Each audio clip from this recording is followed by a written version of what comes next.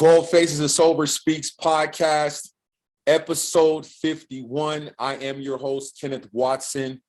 Today, I have another great guest, Memorial Day weekend. Also, before I go, I want to send a shout out to all the soldiers who didn't make it home from the deployments, but also facing the wars here in the United States as well. So I wanted to, take a moment and say that. Also, this weekend, a lot of my podcasts here recently, I've been dedicating the shows to someone that was in the military that just lost their lives about a week and a half ago. Someone that was really close, someone that worked with me side by side, my supervisor in the Army, Luther Figs, may he rest in peace. I just saw the other day that they will be having a memorial service for him on June 1st in New York. And so I wanted to just say, domestic violence is very serious. And if you're in a situation that is domestic violence, regardless of if you're on the receiving end, and unfortunately the giving end, it's better to walk away than to try to hurt someone or take their lives, because it's definitely not worth it. The risk of going to jail or, like I said, losing your life. As far as the house cleaning, 12facesofsober.com, you can get 12 Faces of Sober merch. You can get a signed copy of 12 Faces of Sober. And if you don't want to get a signed copy of 12 Faces of Sober, you can jump on Amazon, just type in 12 Faces of Sober. And then also I wanted to clarify a few things. I know that there are some people who have asked me, is the 12 in 12 Faces Sober, is it related to the 12-step program? The answer is no. 12 is the year that, or the age that I actually, the first time I got drunk, not the first time I drank alcohol, but 12 was the year, the age that I, like I said, got drunk. And let me tell you, it was a horrible feeling. And like I said, besides that, moving on, today's guest is Mark.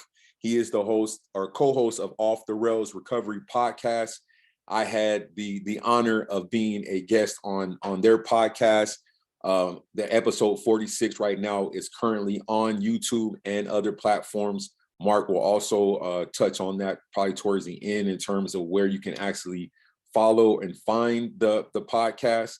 Great interview, great conversation. And that's the reason why I needed to have Mark on here, so that he can do the same thing, share his story and be able to enlighten, encourage, and provide support to others that may be still out there struggling or just need to hear the good word in terms of, being able to make it out of a bad situation and now live a better life.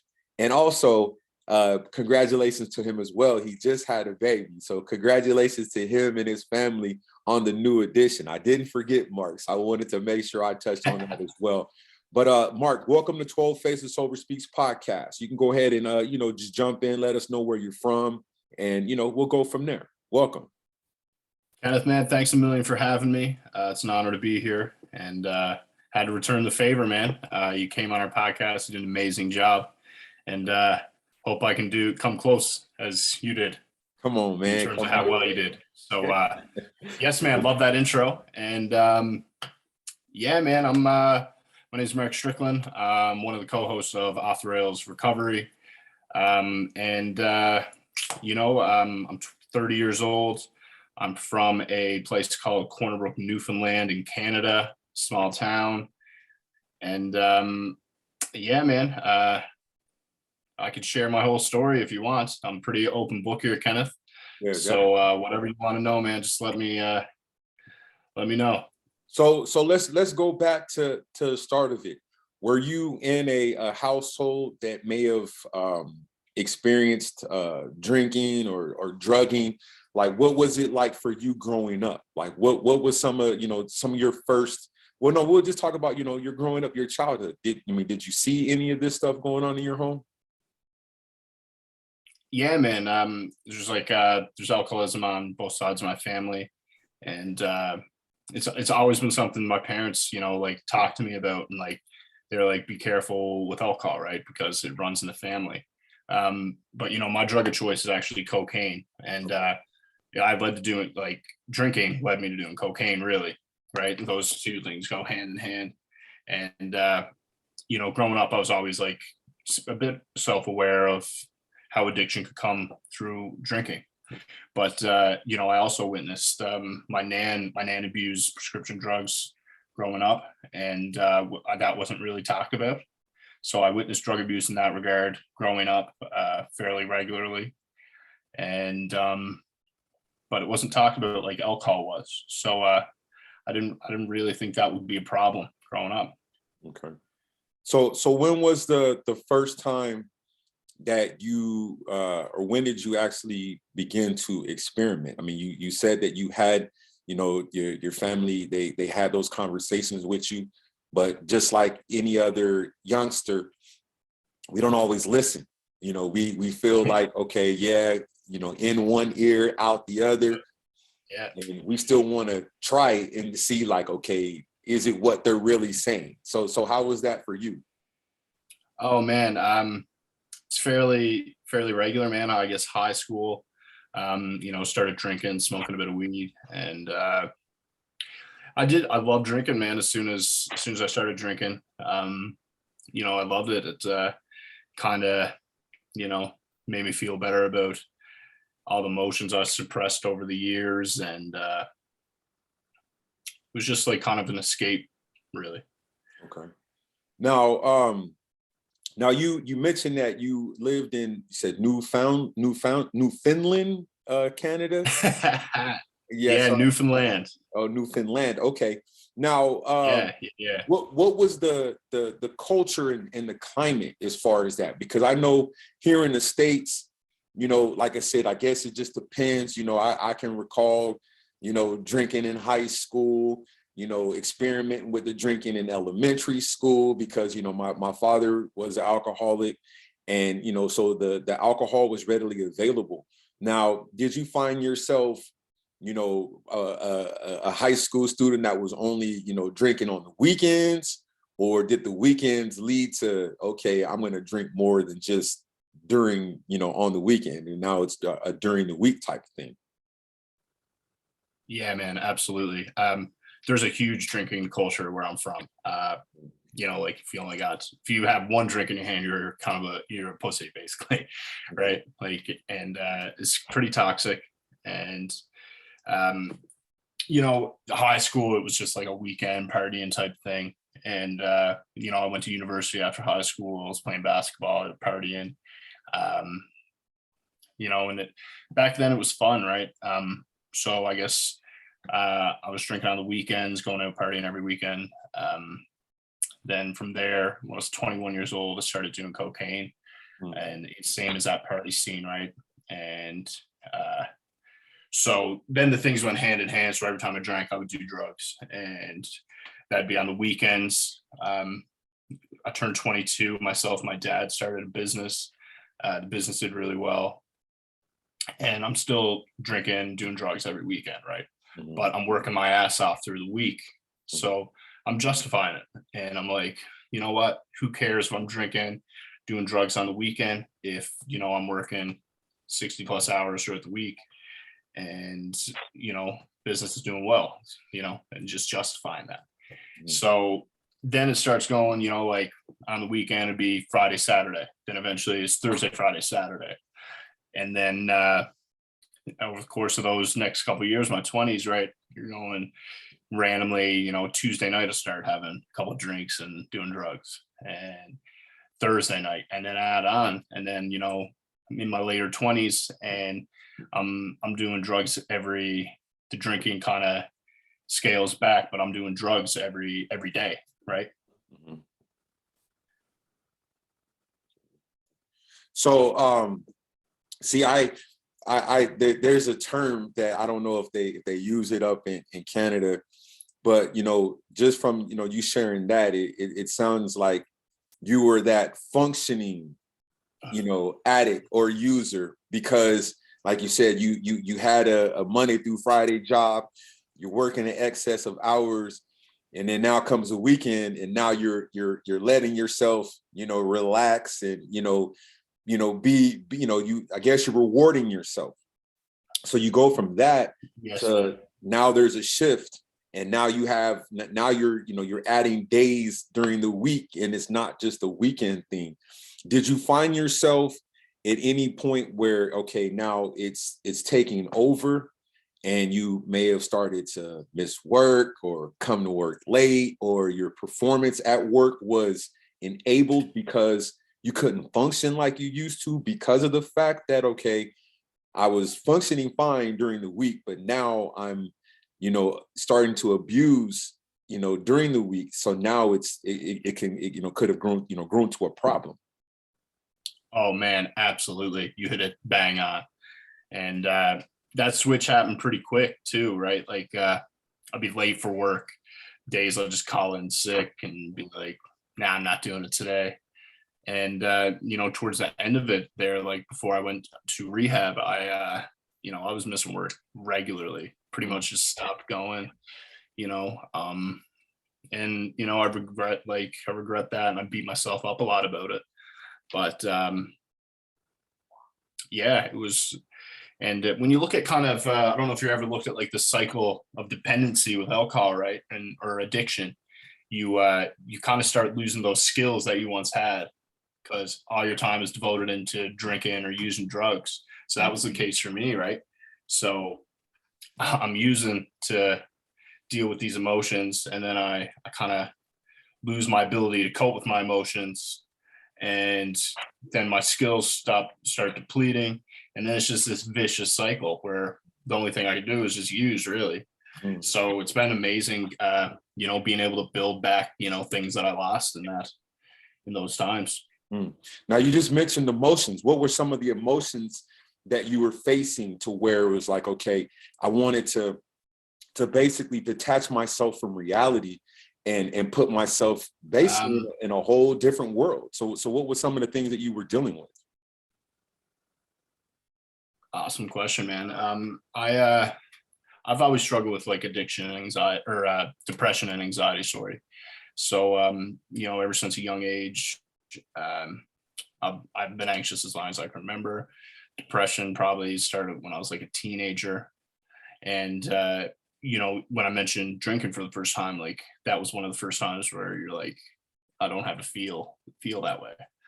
And then I remember I was 21 and found out my mom had cancer, and someone I know tried to kill himself. And that was the first time I used coke to kind of suppress those emotions and not have to feel, right? So I would just try to bury it with, drinking and doing drugs. And that's not a healthy way to deal with anything, right? And more you push down on something, it's going to come out eventually. Right. So those were the things, man. I really didn't want to feel. And it's a shame because like I find now that I'm sober, like feeling is probably the best thing in the world, because you feel those bad things, man. But like when you're trying to suppress your emotions, you also don't get to feel the happiness and like the all the great things in life. You don't get to feel those when you're actively using. And that's one of my favorite things about my sobriety is being able to feel every range of emotion.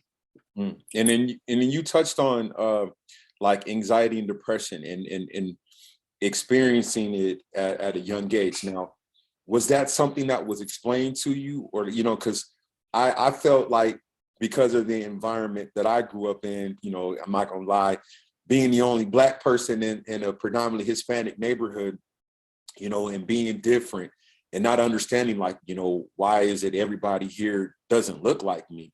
And I didn't know that, okay, the depression, the anger, and all these things were there because I didn't have the chance to really go to a therapist or anything like that. Like in your case, where when you went to your mom or your family and you say, hey, I'm having these problems, were you able to seek help, or was it just like, all right, well, hey, I'm going through X, Y, and Z type of changes, still not understanding, hey, you're going through life, adolescence, puberty, all that stuff, and sometimes we just have a whole lot of things that kind of come at us at once, and we just can't figure it out. So how was it for you in terms of knowing that you had these type of, like the depression, anxiety, like did someone help you, guide you through it, or that was just something that you just kind of just, dealt with on your own and covered in with drugs and alcohol?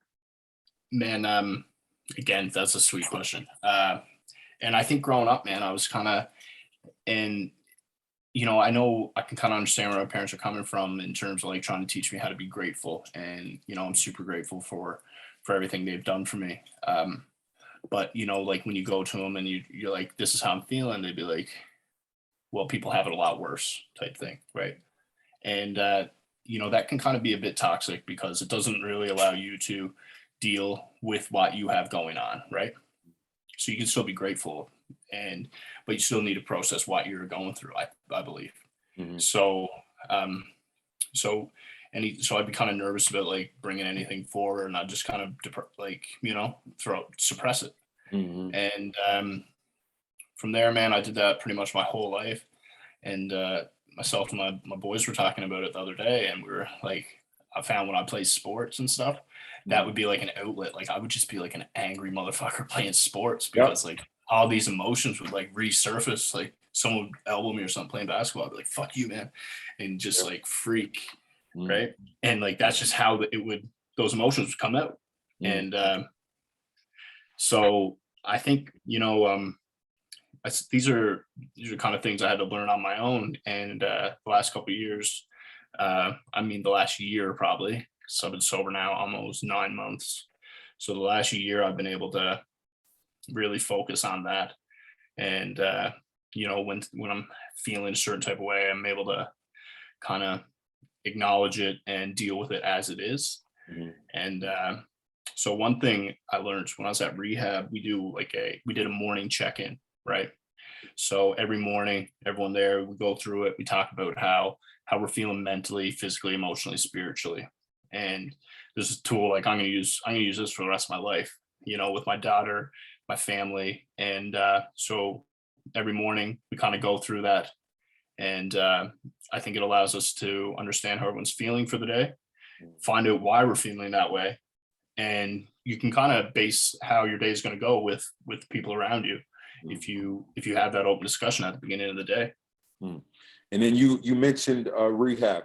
Was that a self-referral, or was that court appointed? Was that pressure from the family? How was that for you? Man, it was myself. I came to that conclusion. My family wanted me to go.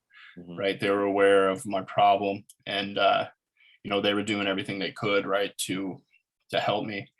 And I was missing work, as I mentioned. I ruined my relationship, put my business in a bad situation. Mm-hmm. At this point I'm doing minimum $200 a day of drugs.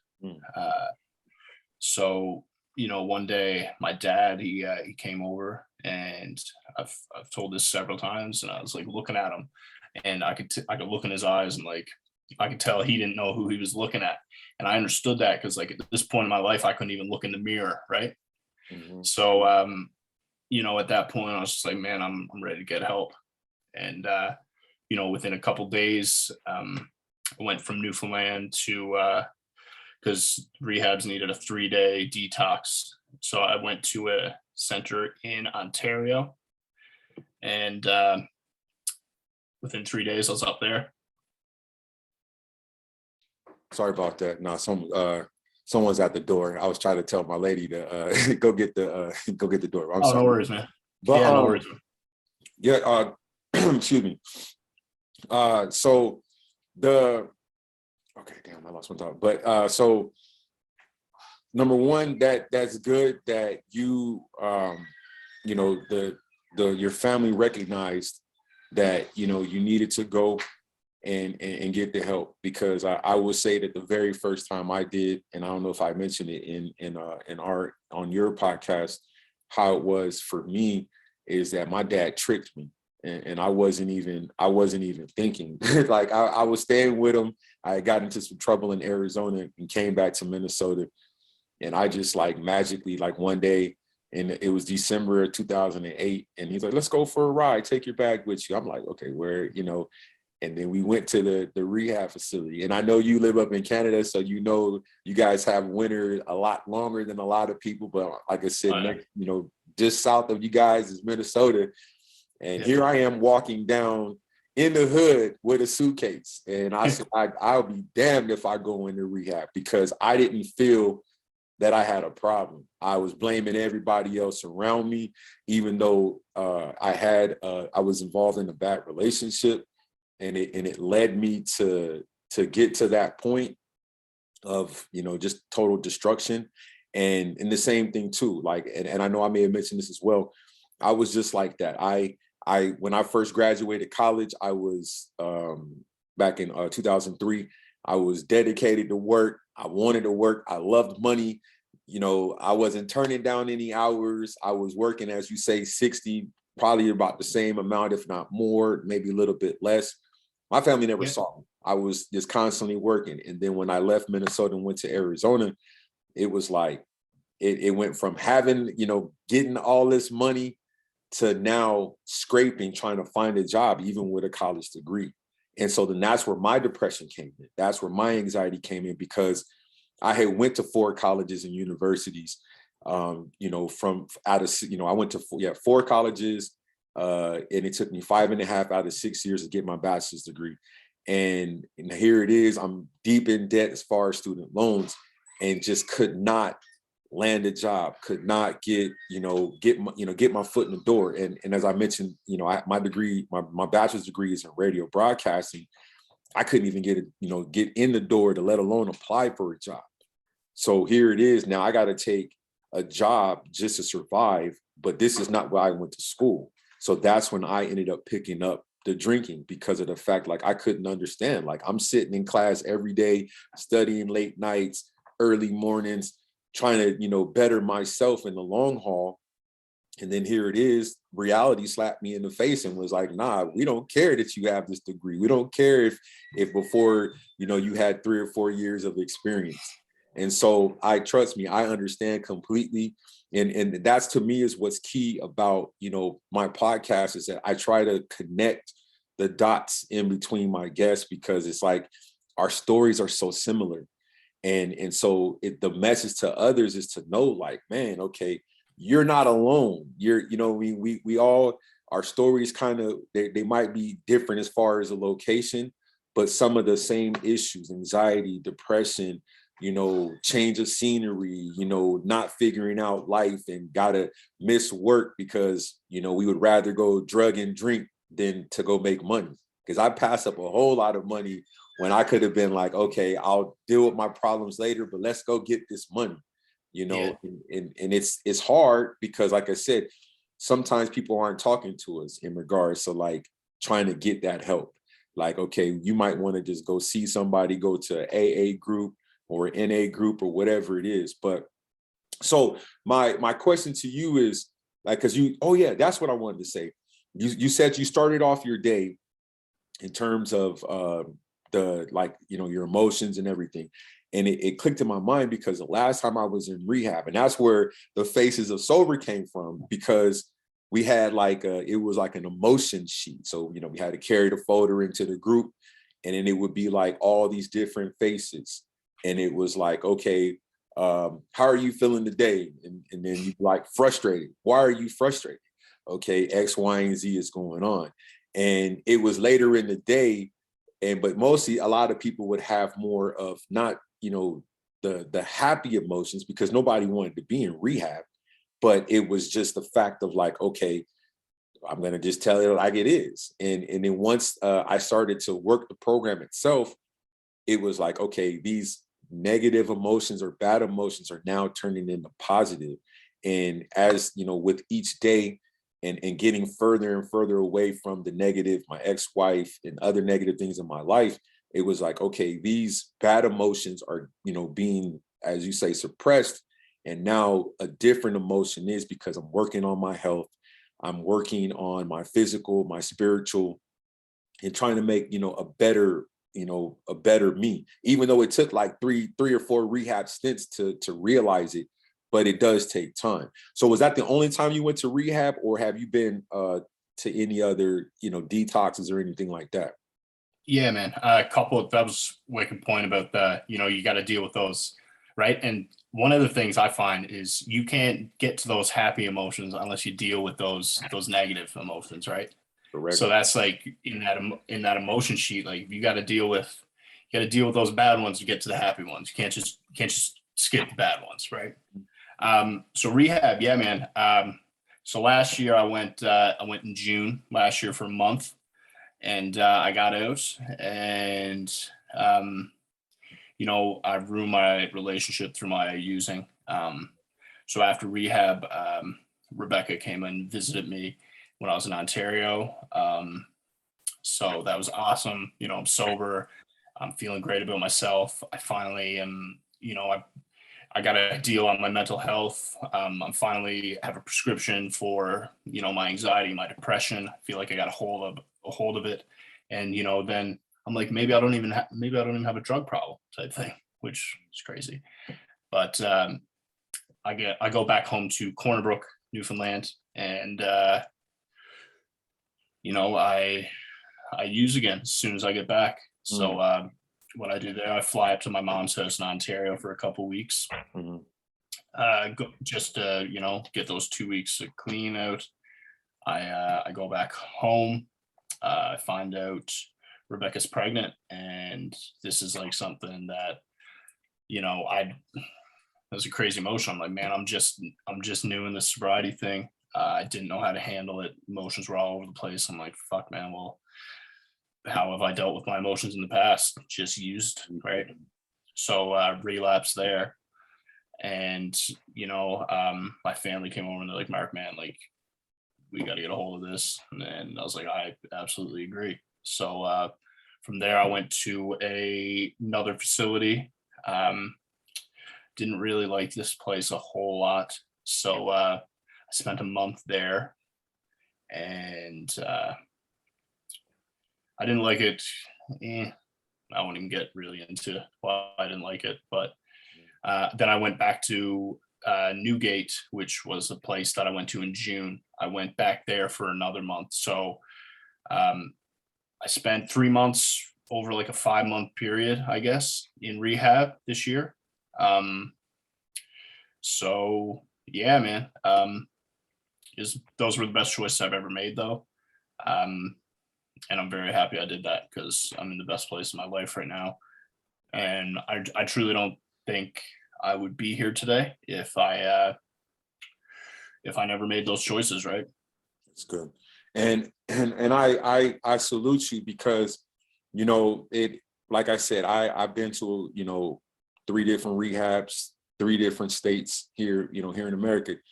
And the last time, like I said, I didn't want to be there. I mean, it was cool, but I realized, okay, I'm 37, and I had to, get my shit together. I was basically homeless. I didn't really have anything going for me. And so what I did was like, okay, I kind of know the routine, and I know that now I have to make those changes for the betterment of myself. And I know that, with you, finding out that, your lady is pregnant, and now you kind of realize, okay, some of these changes got to be made, but not everybody has that support. And that's what's key, ladies and gentlemen, is, people, family members not giving up on you. Because sometimes when family members do give up on you, guess what happens? You go right back out there to use and to drink. Mm-hmm.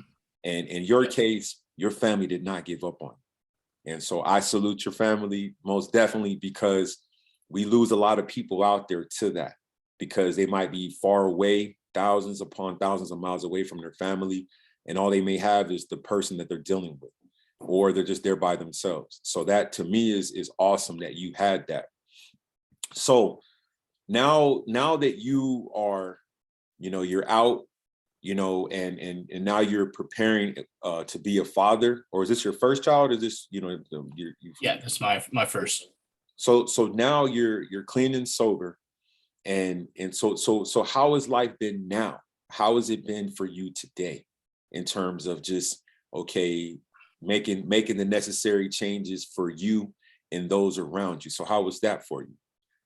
Man, my life right now compared to a year ago, I can't even express how grateful I am. If you were to tell me a year ago right now that like I would be one on a Zoom call doing podcasts regularly, I wouldn't believe you. That terrified me in my active use. Mhm. You know, we had a police officer on our podcast a couple weeks ago, and me and the boys were talking about it. They're like, Mark, a year ago, would you have talked to a cop on Right. Zoom, like an ex-cop? I'd be like, absolutely not. Like, so, man, yeah, I can't express how great things have been. So when I got out of rehab, I spent the winter in Ontario with my mom, myself, and Rebecca, my partner. We moved up to Lethbridge, Alberta, Canada in March. So we've been here now for 2 months. We had our beautiful baby girl on May 4th. So man, like life right now, I'm super grateful for everything. And I frequently reflect on how, how far I've come in a year and how much better of a spot I'm in. And I'm just thankful to be here, really. Okay. Now you mentioned your podcast. So you can touch on that briefly in terms of how'd you guys come up with the podcast, and what's the mission? What's you guys' mission as far as the podcast? Yeah, so the podcast, is a podcast something I kind of thought of in the second rehab I went to. I started journaling a lot, and I didn't like love this about the thing, but this rehab I was in, it had cameras everywhere in there. So like me and one of my buddies there, we would always just like sit down and talk, and I would look up at the cameras and joke and be like, it's like we're on a podcast or something.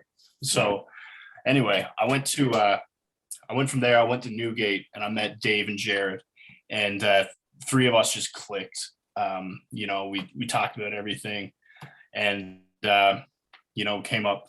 I was like, we should do a podcast after this, whatever. And call it Off the Rails, a little like double entendre, because I was addicted to coke, and off the rails, like, you're not, yeah, type thing. So anyway, they were into it. So our goal is to end the stigma of addiction through open discussion on all things recovery related. And one thing I found, with myself, and I wasn't in denial that I had a problem. I knew I had a problem, but I didn't really understand addiction when I was actively using. I didn't understand the other theories. Like I didn't understand the disease model. I didn't understand the things in my life contributed to my using. And I was just like genuinely scared to admit I had a problem because I thought it portrayed me as weak. I thought people were going to judge me. I thought all these like negative things. I was like just so scared to ask for help. And that shouldn't be the case, man. Like if you're struggling with addiction, you should absolutely reach out and ask someone for help because your life gets better, right? And I believe that through our podcast and through your podcast and through people sharing and owning their recovery stories and owning their addiction, that helps people come out and ask for help and change their lives for the better. So to me, that's what I wanted with the podcast. I just want to help people with it. And, shit, man, if we can get one person, two people come out and get help and change their lives for the better, then I'm happy as anything. Okay. Now we gonna do a part two real quick, but yeah, absolutely, man. Just hold tight because I got a couple more questions and then we'll close it out from there. So just hang. Yeah, perfect, man. Sounds good, buddy.